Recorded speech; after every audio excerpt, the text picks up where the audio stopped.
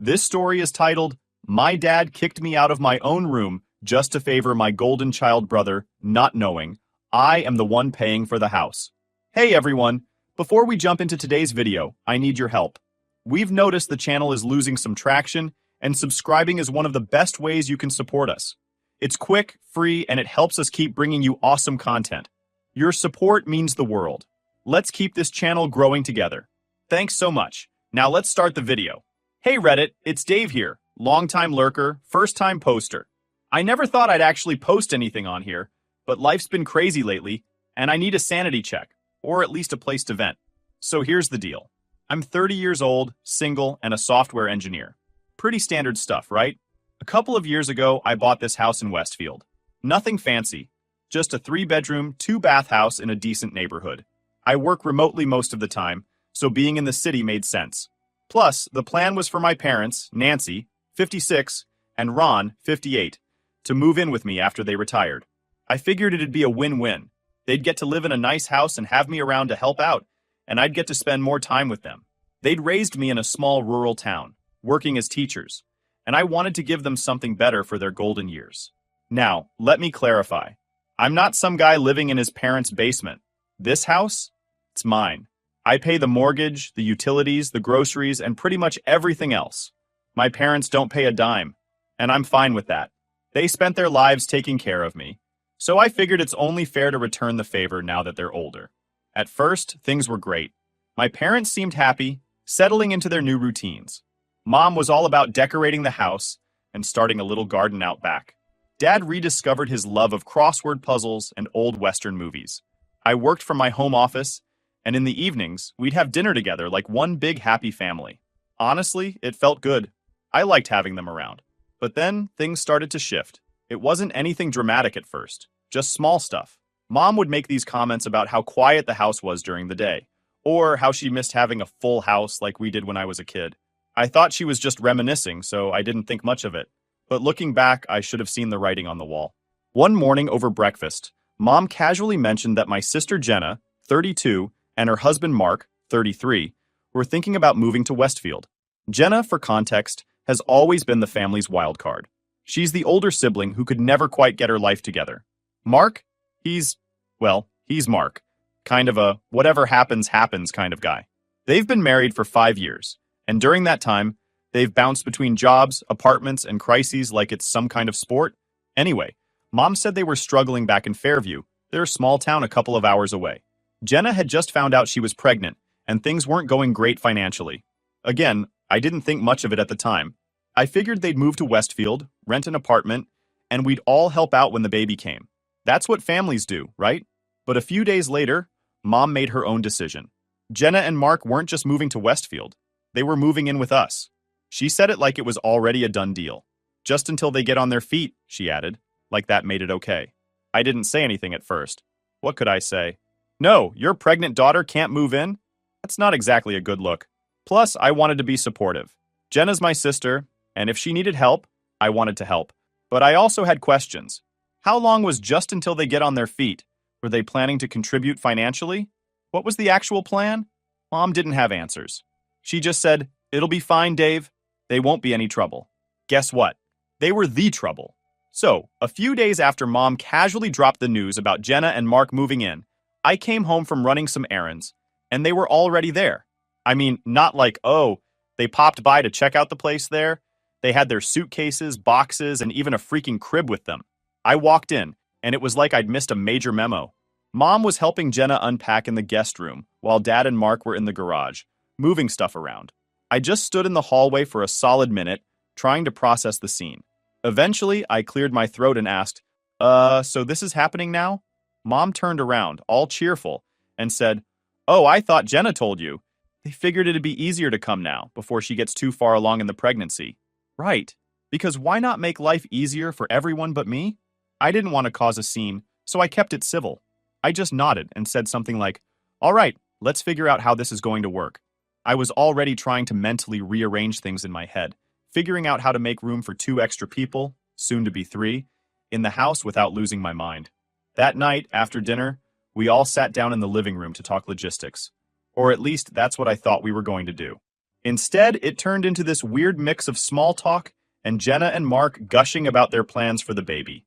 We're thinking of naming her Lily if it's a girl, Jenna said, beaming. Or maybe Caleb if it's a boy. I get it. They were excited. But I kept waiting for the part where we talked about the practical stuff. You know, like how long they were planning to stay, if they'd be contributing to groceries or utilities, and what their timeline was for finding their own place. Finally, I had to bring it up myself. So, I started, trying to sound as neutral as possible. Have you guys thought about how long you'll be here?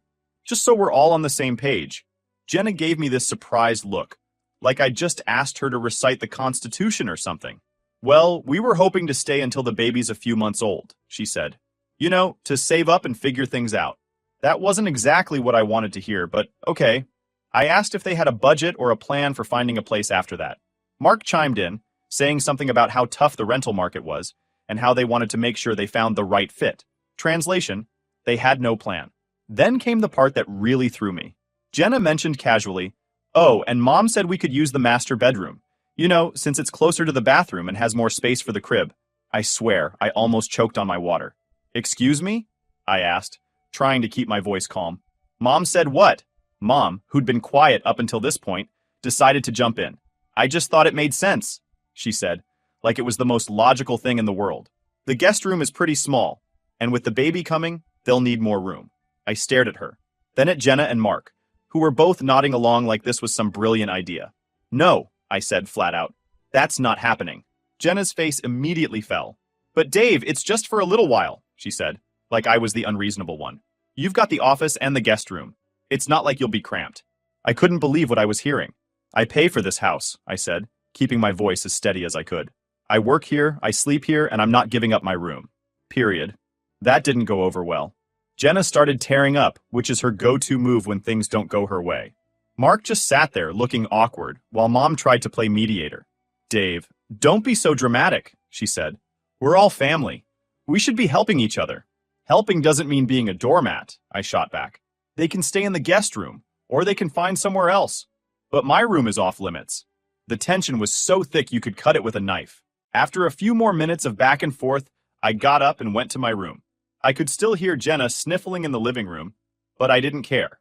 I wasn't going to budge. The next morning, things were awkward, to say the least. Jenna and Mark were acting like I'd personally ruined their lives, and Mom wouldn't even look at me. Dad, to his credit, stayed out of it entirely. He just sat at the kitchen table with his coffee, probably wishing he were anywhere else. I tried to focus on work that day, but it was hard with all the tension in the house. Every time I went to the kitchen for a snack or a drink, Jenna would sigh dramatically or give me these sad puppy dog eyes. Mark, meanwhile, kept making little passive-aggressive comments like, "Man, it must be nice to have an office and a bedroom all to yourself." By the end of the day, I was exhausted. Not from work, but from the sheer effort of keeping my cool. I knew this wasn't going to end anytime soon, and I was already dreading what was coming next. So here where I am right now, am I overreacting? Should I suck it up and stay silent to avoid tensions? Or do I have the right to be bothered? Tell me guys what you think and I'll keep you updated. Update 1 point. Hey guys, it's David. I came with an update since everything has escalated. Alright, so after the whole master bedroom debacle, things just kept spiraling. Jenna and Mark didn't leave, obviously. They stayed in the guest room, but they made it very clear they weren't happy about it. And by made it clear, I mean they turned passive aggressiveness into an art form. It started with small stuff. Jenna would walk around sighing loudly, muttering things like, "I just don't know how we're going to make this work with such little space." Or she'd make snarky comments when I came out of my room. "Must be nice to have all that space to yourself," she'd say, like I wasn't the one paying for the roof over their heads. Mark wasn't much better. He'd leave his stuff lying around the living room. Shoes, jackets, even empty coffee mugs. Like he owned the place. And let's not even get started on how much TV he watched. It felt like every time I walked into the room, he was parked on the couch watching some random sports game or one of those crime documentaries. But the real problem started when Jenna decided she needed more space for the baby. The guest room wasn't enough, apparently. One afternoon, I came out of my office to grab a drink, and I found her moving furniture around in the living room. "What are you doing?" I asked, genuinely confused. She didn't even look up. "Making room for the baby's stuff," she said, like it was the most obvious thing in the world. I looked around and saw she'd already brought in a playpen, a bouncer, and a pile of baby clothes. Jenna, I said, trying to keep my cool, the living room is not a storage space. You have a whole room for this. She finally stopped what she was doing and gave me this exasperated look. The guest room is too small, Dave. We need more room, and the living room isn't being used for anything important. Not being used for anything important? Are you kidding me? It's the main common area of the house. I tried to explain this to her, but she just waved me off and kept rearranging things. I ended up having to physically move the playpen back to their room later that evening, which of course led to another round of sighs and comments about how unreasonable I was being. Meanwhile, Mark had started helping himself to my food. I noticed it one day when I went to make a sandwich and found that the deli meat I'd just bought was gone. I asked him about it, and he shrugged. "Oh, I thought it was for everyone," he said, like it was no big deal. "It's not," I replied. "If you want something, ask me first." He nodded, but 2 days later I caught him eating the last of my cereal. At this point, I started keeping my snacks in my room like a college student trying to avoid a thieving roommate. It was ridiculous. The tension in the house kept building. Mom and Dad weren't much help either. Mom took Jenna's side on everything, constantly saying things like, "She's pregnant, Dave. She needs extra support right now."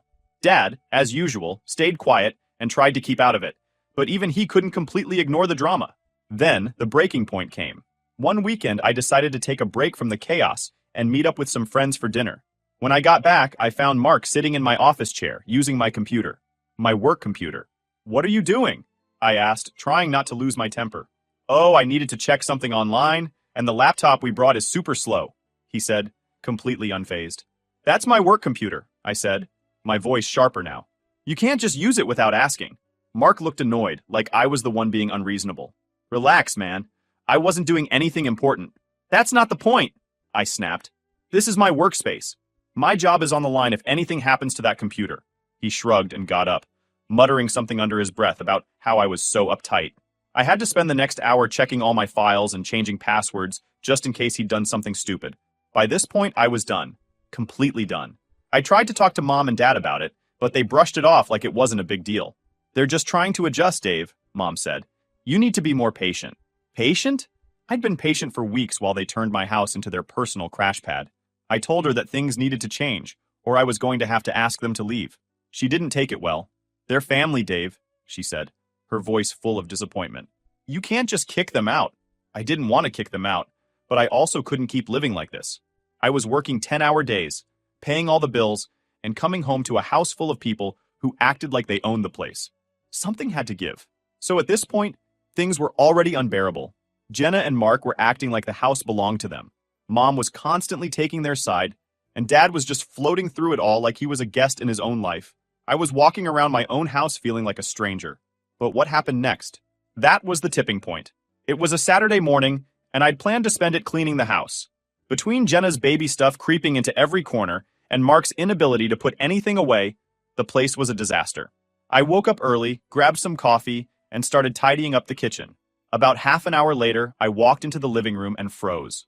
All my stuff from the master bedroom, my clothes, my bedding, even my laptop, was piled in the middle of the floor. Jenna and Mark were in my room, rearranging furniture. "What the hell is going on?"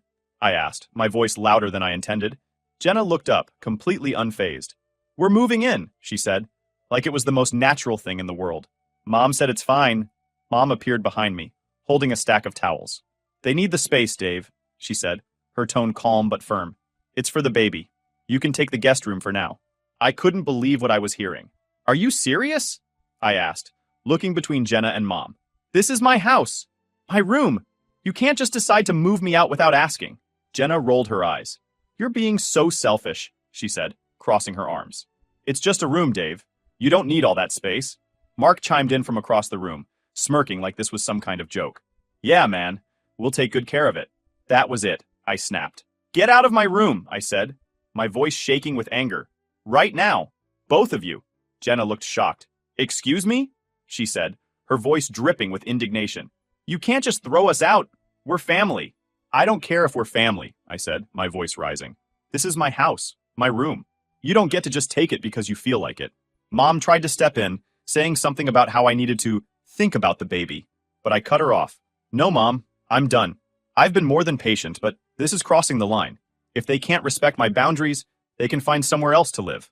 That's when Jenna started crying. Not subtle, teary-eyed crying, full-on sobbing. I can't believe you're doing this to me, she wailed. I'm pregnant, Dave. Pregnant. And you're kicking us out? Mark, of course, jumped to her defense. You're really going to throw out your sister and your niece or nephew? He said, glaring at me. What kind of person does that? I took a deep breath, trying to keep my temper in check. I'm not throwing you out, I said as calmly as I could. But you're not taking my room.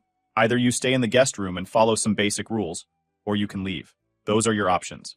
The argument went on for what felt like forever. Jenna kept crying, Mark kept trying to guilt-trip me, and Mom kept insisting I was being unreasonable. Dad finally spoke up, but only to say, maybe we should all take a step back and cool off. Thanks for the groundbreaking insight, Dad. Eventually, I walked out. I couldn't take it anymore. I grabbed my keys, got in my car, and drove to a nearby park. I sat there for an hour, just staring at the trees and trying to figure out what to do. I didn't want to be the guy who kicked his pregnant sister out, but I also couldn't keep living like this. Something had to give. When I got back, Jenna and Mark were still in the master bedroom, and my stuff was still in the living room. I didn't say a word to them. Instead, I went to my office, printed out 2 eviction notices, and handed them to Jenna and my parents. You have 30 days to figure things out, I said, my voice cold. If you're not out by then, I'll start the legal process. Jenna looked at the paper like it was a death sentence. You're seriously doing this? She asked. Yes, I said. I've had enough. Mom tried to argue, but I held up my hand. No more, I said firmly. You can stay here, Mom and Dad, as long as you respect my boundaries. But Jenna and Mark need to go. I'm done being walked all over. The rest of the evening was tense, to say the least. Jenna and Mark packed up most of their things and left the next day, though they made sure to let me know how heartless I was on their way out. Mom barely spoke to me for a week, and Dad just kept his head down, like always. There's been this weird tension hanging in the air, like everyone's just waiting for the next move. Part of me wants to let it all settle, but another part knows I might have to step up and deal with more fallout sooner than I'd like. I don't know what's coming next. I'll be back to update. Final update. Hey, it's David again. I didn't think I'd be back so soon, but here we are. Life's funny like that, huh? Alright, so Jenna and Mark leaving should have been the end of it, right? Wrong. Turns out, evicting family isn't as simple as handing them a piece of paper and watching them drive off into the sunset. The fallout hit harder than I expected. After Jenna and Mark packed up and left, thankfully without the baby furniture takeover, they moved into a tiny apartment on the other side of town. The texts and calls started almost immediately. Jenna kept sending long, guilt-trippy messages about how I'd abandoned her in her time of need and how I was going to regret pushing my niece or nephew out of the family. Mark was no better, occasionally chiming in with passive-aggressive texts like, "Hope you're enjoying all that space while we struggle over here. Must be nice." I blocked both of them after a couple of days. I wasn't going to spend my life defending a decision that, frankly, wasn't even unreasonable. But the problem didn't stop there, because now Mom decided to make it her mission to fix things. She started small, dropping little comments here and there about how hard things were for Jenna. "She's having a tough time adjusting, Dave," she'd say during dinner. Mark lost some hours at work and they're barely scraping by. I'd nod and say something generic like, "That's tough," but I wasn't taking the bait. Then she escalated. One evening, I came home from a long day at work. Yes, I still had to go into the office occasionally, and found Mom waiting for me in the living room. She had that look, you know the one, where you just know a talk is coming. I barely had time to set my bag down before she launched into it. "Dave," she started, "I've been thinking, maybe you could loan Jenna and Mark some money, just to help them get through this rough patch." I stared at her. "Loan them money?" I repeated, like I hadn't heard her right. She nodded, completely serious. "Just a couple of $1,000. Enough to cover their rent for a few months." I couldn't believe it. "Mom," I said, "I already gave them a place to stay for free, and they tried to take over my entire house. Now you want me to pay for their apartment? They're family," she said, as if that explained everything. "They're struggling, and it's our job to support them." I took a deep breath, trying to keep calm. "No," I said firmly. "They're adults. They need to figure this out on their own. I've done more than enough." That didn't go over well. Mom started crying. Not Jenna-style sobbing, but that quiet, disappointed crying that hits you right in the guilt center. "I just don't understand why you're being so harsh," she said. "You're not like this, Dave." "I'm not being harsh," I said, trying to stay patient. "I'm setting boundaries. There's a difference." Dad, as usual, stayed silent. He was sitting at the kitchen table, pretending to read the newspaper, but I could feel him trying to disappear into his chair. Thanks for the backup, Dad. After that, things got icy. Mom stopped bringing up Jenna and Mark directly, but she didn't need to. The atmosphere in the house was heavy, like she was holding a grudge against me but didn't want to say it outright. It was exhausting. Then came the turning point. About 2 weeks after the eviction, Jenna showed up unannounced. I was in my office working when I heard the doorbell ring. I didn't think much of it. Probably a delivery or a neighbor. But when I opened the door, there she was, holding a baby onesie and looking like she hadn't slept in days. "Can we talk?" she asked, her voice quiet. I hesitated, but eventually let her in. She sat on the couch, clutching the onesie like it was some kind of security blanket. "I just don't understand why you're so mad at us," she said after a long pause. "Jenna, I'm not mad," I said. "I'm frustrated. You and Mark crossed so many lines while you were here, and instead of apologizing or trying to make things right, you doubled down." She started to cry. Not the dramatic tears from before, but genuine ones. "I didn't mean to make you feel like that," she said. We're so scared, Dave. We don't know how we're going to do this." I remembered all the sleepless nights, the passive-aggressive comments, and the complete lack of respect they'd shown me in my own home. "I get that it's hard," I said, keeping my voice steady. "But you and Mark need to figure this out together. I can't keep bailing you out. It's not good for you, and it's not fair to me." She nodded, wiping her eyes. "I guess I just hoped things would be different," she said softly. Then she stood up and left without another word. That was the last time we talked in person. So, here we are. Jenna and Mark are gone, Mom's still not thrilled with me, and Dad. Things aren't exactly back to normal, but they're as close as they're going to get for now. After Jenna's unannounced visit, there was a bit of an unspoken truce. She stopped texting me, and I didn't reach out either. I think we both knew there was no point in dragging things out. She and Mark have their lives, and I have mine. Still, I'd be lying if I said it didn't hurt. She's my sister, and no matter how much she frustrates me, I don't like the idea of us being on bad terms. But at the same time, I can't keep sacrificing my own peace of mind to make her happy. As for Mom and Dad, things have been tense. Mom's been distant, but not in an outright hostile way. More like she's disappointed in me but doesn't want to say it out loud. She'll make these little comments during dinner, like, "Jenna said the baby's kicking a lot lately. I wish we could be there for her more." Or, "It's so hard for young couples these days. They just need a little help, you know?" I don't take the bait anymore. I just nod and say something neutral like, "That's nice." Or, "Yeah, times are tough." I know she's trying to guilt me into reaching out to Jenna, but I've drawn my line. I told her once that I wasn't going to enable Jenna and Mark's bad decisions anymore. They are grown-ups, and I'm sticking to it. It sucks, but I can't keep being the family ATM or the guy everyone dumps on when things get hard. Dad's been, Dad. Quiet, neutral, and as conflict avoidant as ever. I tried to get his take on everything once, just to see where he stood. His response? "You're all adults. You'll figure it out."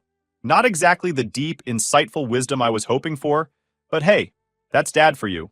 At least I finally got around to setting up my home office properly. New desk, better chair, even some plants to liven things up. The house feels like mine again, which is honestly a relief. For a while there, it felt like I was living in someone else's chaos. Jenna and Mark seem to be doing okay, at least from what I've heard through Mom. They're still in their tiny apartment, but Mark picked up some extra shifts at work, and Jenna's been getting ready for the baby. Mom says they're making do, which, coming from her, is probably a polite way of saying they're barely holding it together. I don't feel great about that, but I also know it's not my responsibility to fix it. They have to figure it out for themselves. As for the rest of the family, I've started setting boundaries there too. My cousin Sarah called me a few weeks ago, asking if I could help her out with a loan. Apparently, word got around that Dave's got money, and now everyone thinks I'm their personal bank. I shut that down real quick. "Sorry, Sarah," I said, "but I'm not in a position to lend money right now." She didn't push, which was a relief, but it made me realize just how much I've let people take advantage of me over the years. So, what's next? Honestly, I don't know.